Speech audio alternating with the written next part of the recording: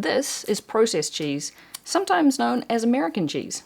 It often comes in these individually wrapped, perfectly square slices, often used on burgers, in sandwiches, or to make a smooth cheese sauce. It's probably one of the more polarizing types of cheese. Some people even argue that we shouldn't even call it cheese because it isn't really cheese, while others love it and won't hear anything said against it. But what is American cheese? Is it really cheese, or is it some cheese-flavored product? Who invented it, and how did it come to be packaged in these individual slices? Stay tuned to find out.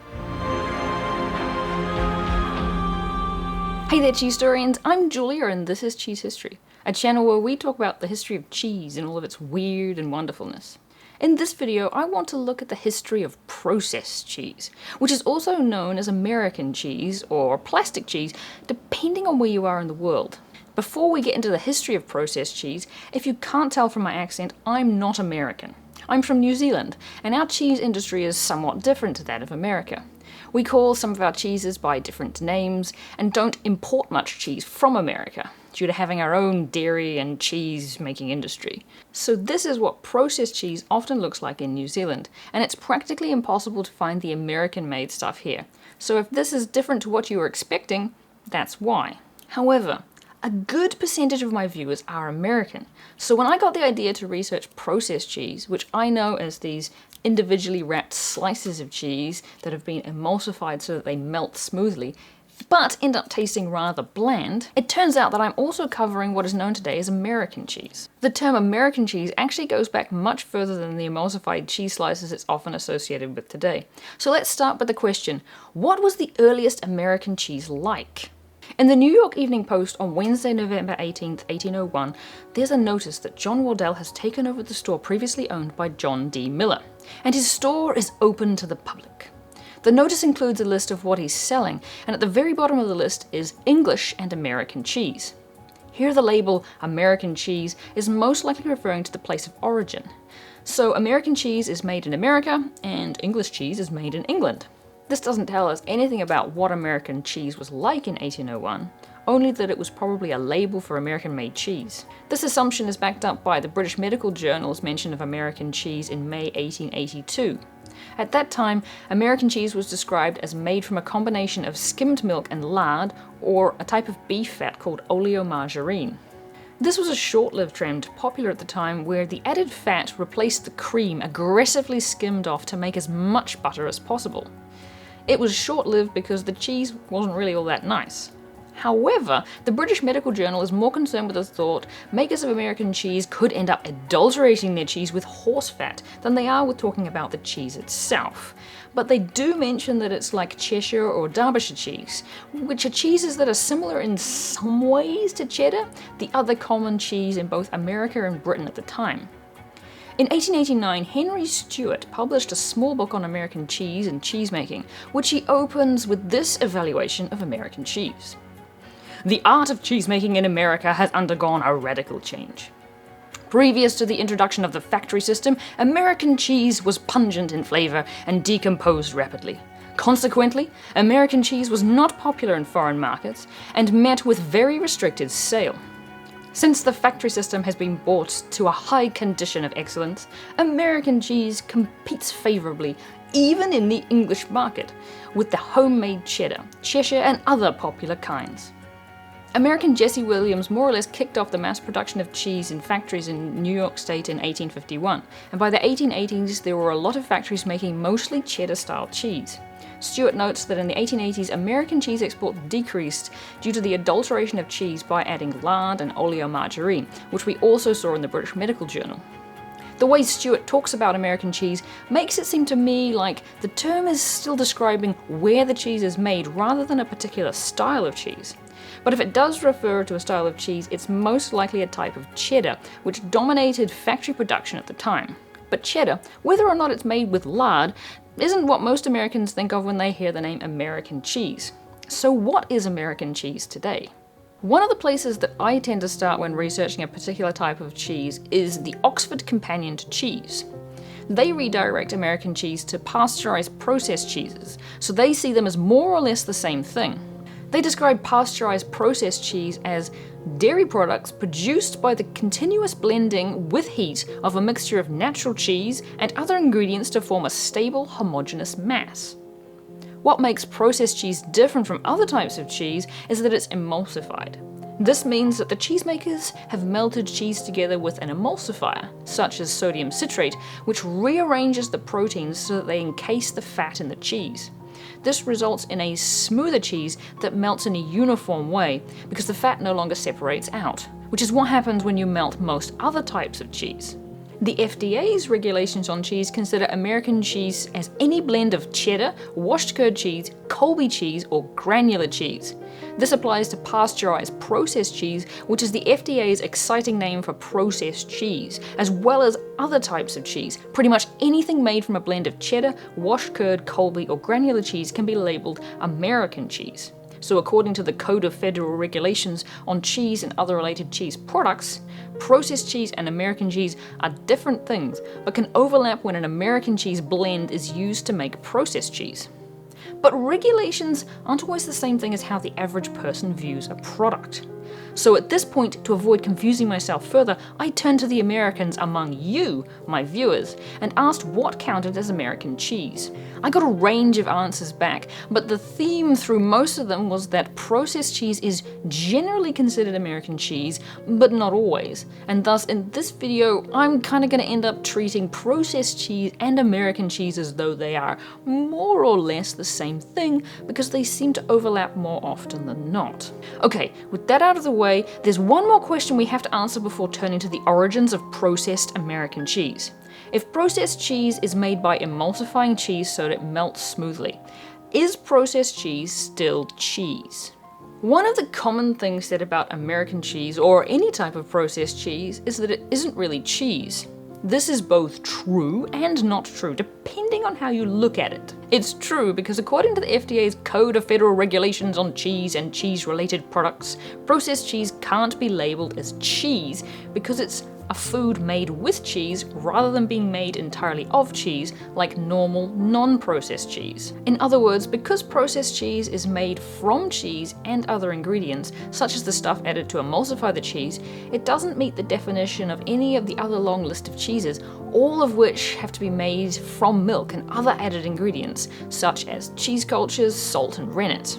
So, on one level, processed cheese isn't cheese because it's a cheese-based product, made with cheese, so it's a combination of cheese and other ingredients. However, I think it's also fair to argue that processed cheese is cheese in a more everyday sense, because it has to be made with cheese and with mostly cheese, rather than with a blend of ingredients combined to imitate cheese. It's not fake cheese or imitation cheese or non-dairy cheese. Instead, processed cheese is emulsified cheese. In its simplest form, it's cheese melted together with an emulsifier like sodium citrate. So it's still cheese in the sense that it's made with cheese, rather than something that isn't made with cheese claiming to be cheese. However, I think that it's also fair that it's labeled as processed cheese rather than just cheese, because then people know exactly what they're getting. So is American cheese or processed cheese really cheese? Let me know what you think down in the comments below. Personally, I think the stuff made here in New Zealand tastes vile and shouldn't be considered food, let alone cheese. Give me unprocessed cheese any day, but apparently some people love the stuff. I've got to pick it up now. Regardless of how you define cheese, or whether you consider processed or American cheese to be cheese, it developed a little bit differently from most other cheeses. So who invented American cheese? As processed cheese, or at least one style of it, is also called American cheese, you might conclude that it was an American that first invented it. But alas, the Swiss actually got there first. In the early 1900s in Thun, Switzerland, two Swiss cheese exporters and scientists, Walter Gerber and Fritz Stettler, were experimenting with different ways to preserve cheese, specifically Emmental, for export. Inspired by the way the tartrate in wine emulsifies fondue, they found that adding sodium citrate to melted cheese produced a smooth, emulsified cheese. They were mass producing it in cans by the 1910s. Yes, you heard me right. The first processed cheese came in cans, a bit like this. If you think about it, it makes a lot of sense. This was before the use of plastic for packaging was widespread, and cans are one of the most common means of storing food that was meant to last a long time. So as cheese exporters, Gerber and Stettler were trying to find a way of preserving their cheese for as long as possible so they could ship it all over the world without having to refrigerate it, which has always been expensive. The Americans weren't that far behind though, with James Kraft starting to experiment with extending the shelf life of cheese in 1911, by all accounts independently of the Swiss pair. Except Kraft was a Canadian, born in Ontario. But he had been living in America since 1903 and had become a US citizen. So he was American, but also Canadian. He started J.L. Kraft and Brothers Co. with 4 of his brothers in 1909 and worked as a cheese distributor, the middleman between cheesemakers and merchants who sold cheese to their customers. The problem he had was that whenever the cheese went bad, he lost money. So similar to Gerber and Stettler, Kraft began experimenting with cheese to find a way to make it last longer without needing to keep it cool. He succeeded a few years later, receiving a patent for his discovery in 1916. He didn't just patent it in America either. I found the exact same patent in Australia and New Zealand, so it was probably filed in other countries too. Interestingly, his patent doesn't describe adding an emulsifier to melted cheddar cheese. Instead, he heats the cheese in the commercial equivalent of a double boiler to 175 degrees Fahrenheit and holds it there for 10 to 15 minutes to sterilize it, stirring constantly to stop the cheese from separating out too much. Once sterilized, it's sealed in an appropriate container, such as a tin can. I decided to see if I could make Kraft's original processed cheese following the description in the 1916 patent as well as I could without industrial equipment. So I heated some grated mild cheddar over a double boiler and once melted, stirred it for about 15 minutes. The end result wasn't that much different from the melted cheese I started with, but it was at least sterile, and if I'd canned it, it might have lasted for quite a while. I just let it solidify, and it turns out, just as you would expect, a lump of melted cheese. It does remelt though, so that's something. If this is what Kraft's original processed cheese was like, then I can see how sterilizing and canning it would help it last longer. In its unmelted state, it's different from unsterilized cheese, but when melted, it would be hard to tell the difference. Interestingly, in his patent, when defining what he means by cheddar, Kraft mentions so-called American cheeses, which are made with the cheddar process. This confirms what I mentioned earlier, that the term American cheese was already around as a label for some types of cheddar made in America. Just like today, there was a debate after Kraft's invention of this canned cheese as to whether it should be called cheese. And in the end, the label that stuck was processed cheese. The timing of Kraft's discovery couldn't have been better because 1916 was the year before America joined World War I in April 1917. This meant that he soon had a keen buyer in the US Army who ended up buying 25 million cans of cheese from Kraft. So the first processed cheese in America was made by heating and stirring cheese so that it was sterile and remained homogeneous and could be canned. It wasn't long before George Garstin discovered that adding sodium phosphate to melted cheese would emulsify it, a discovery he patented in 1921. At that time, Kraft was filing patents for making his stirred processed cheese into 5-pound blocks so they could be sold in a convenient size to minimize the amount wasted from cutting large wheels of cheese, and could be cut into slices the perfect size for sandwiches. The blocks were packaged in tinfoil to protect the outside of the cheese. Early in the patent, Kraft says that my invention relates to improvements in process for preparing cheese and has particular reference to a method for preparing for sale in convenient units cheese of a normal solid variety such as American cheese, which has been manufactured according to the cheddar or analogous process in the ordinary cheese factory. He later refers to American cheese, which he describes as having a round or curved shape, suggesting it typically has an ordinary cheese wheel shape. So again, American cheese in the early 20th century appears to be an American style of cheddar, commonly made into wheels like most other cheeses of the time. But it could also be an early sign of the label migrating to Kraft's processed cheese. So, James Kraft effectively discovered a way to make his cheese last longer by heating and stirring it so it could form a sterilized mass that he could store in cans that would last longer. He then decided that it would be more efficient to shape it into blocks to reduce wastage and cut slices to fit sandwiches. but he was beaten to adding emulsifying salts by Gerber and Stettler in Switzerland and George Garstin in the US. I haven't been able to figure out when the Kraft cheese companies started using emulsifiers in their processed cheese. I haven't found a patent that mentions adding some sort of emulsifier, and from what I can tell from a 1935 patent for an apparatus for heat treating cheese, they were still processing at least some of their cheese without adding any such emulsifiers. Perhaps they eventually used Garstin's method of adding sodium phosphate, or heard about what Gerber and Stettler had discovered in Switzerland and added sodium citrate, both of which are found in Kraft processed cheese today. It's not until a 1956 patent for manufacture of cheese that emulsifying salts are mentioned. However, Garstin worked for Phoenix Cheese, which merged with Kraft in 1928, so the newly renamed Kraft Phoenix Cheese Company would likely have had access to Garstin's patent then, meaning they could have been adding emulsifiers to their cheese from 1928. But Kraft did start shaping his cheese into rectangular blocks so it could be sliced into squares. So how did processed cheese go from blocks to an individually wrapped slice of cheese?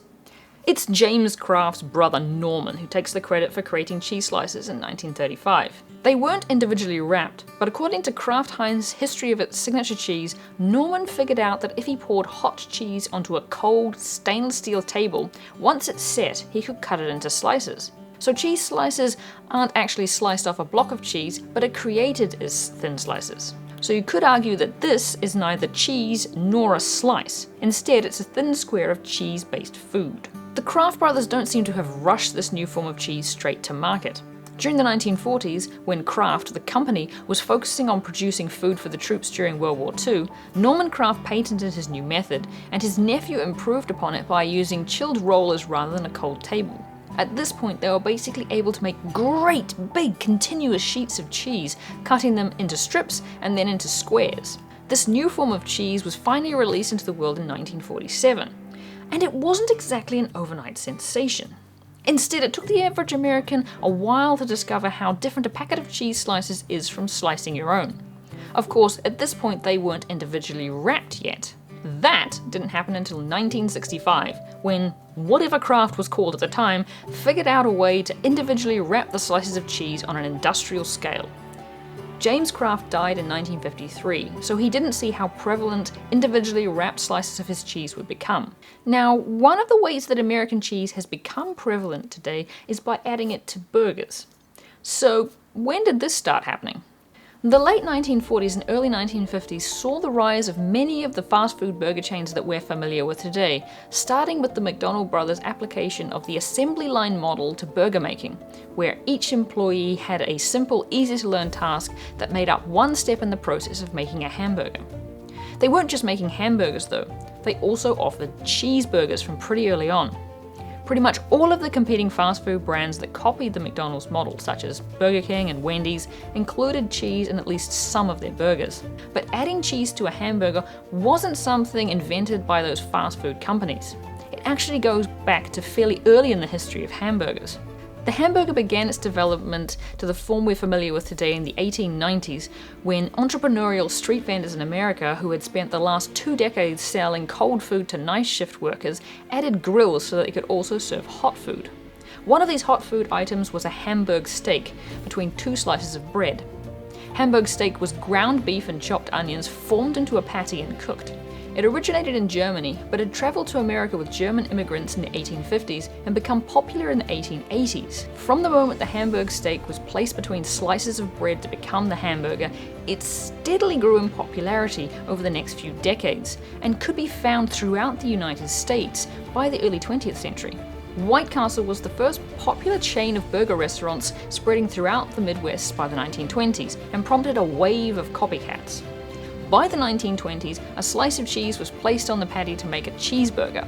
American cheese was the original choice, but later blue cheese, Swiss, cheddar, and other cheeses were used to make cheeseburgers. Credit for first adding cheese to hamburgers supposedly goes to Lionel Sternberger, a cook at the Right Spot Diner in Pasadena in California in the mid-1920s. Whether this is true or not is up for debate, but either way, it took a while for it to spread and become a standard option in the rest of America. But when it did, it was well loved enough that the cheeseburger with American cheese was the only alternative at McDonald's when it dominated the market in the 1950s. So from the earliest days of the cheeseburger, American cheese was the cheese to put on your burger, something that was continued by many of the fast food burger chains that spread across America in the 1950s and dominated the average person's idea of what a cheeseburger was. Today, processed cheese varies from country to country and how each producer decides to make it. Kraft, now called Kraft Foods Inc., is still one of the big producers of processed cheese in the United States, but has vanished from other countries. For example, Kraft used to have a cheese-making branch in Australia, which started out in 1926 as the Kraft Walker Cheese Company, under the oversight of Australian Fred Walker. After a complex series of mergers and splits, the cheese-making arm of the business was sold to the Baker Group in 2017. New Zealand started making processed cheese in 1926, when Jack Butland founded New Zealand Cheese and patented his process for emulsifying cheese. He produced Chesdale cheese, a brand that's still around today, although it's now produced by the giant dairy corporation Fonterra. It's most widely known for its annoying advertising jingle from the 1960s. I'll leave a link to it below if you want to check it out. It's an earworm, so don't say I didn't warn you. The processed cheese I've been waving about throughout this video is Chesdale cheese. And this can of Kraft processed cheese that I showed earlier was actually made in Bahrain. And I was actually disappointed that it was the usual pasty yellow colour that processed cheese usually is in New Zealand. I was hoping that it was the bright orange colour of some types of American cheese.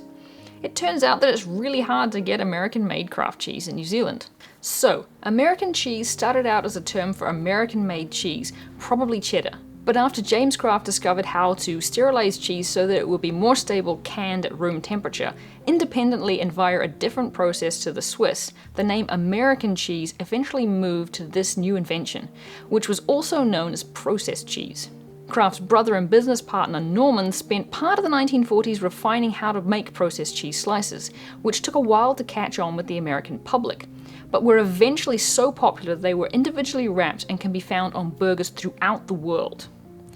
That's it for the history of American cheese, or processed cheese, or whatever you want to call it. I know it can be something of a divisive type of cheese, with some people loving it and others hating it. I've already confessed that I do not like the New Zealand-made stuff, and will avoid it whenever possible. But let me know what you think of processed cheese in the comments below. I'd also like to thank my patrons on Patreon who make these videos possible. This one took a fair amount of research to track down the various steps in the history of processed cheese, so thank you patrons for all your support. And thank you for watching! If you want more cheese history content, then other video suggestions will appear here somewhere any moment now. And I'll see you next time for more cheese history.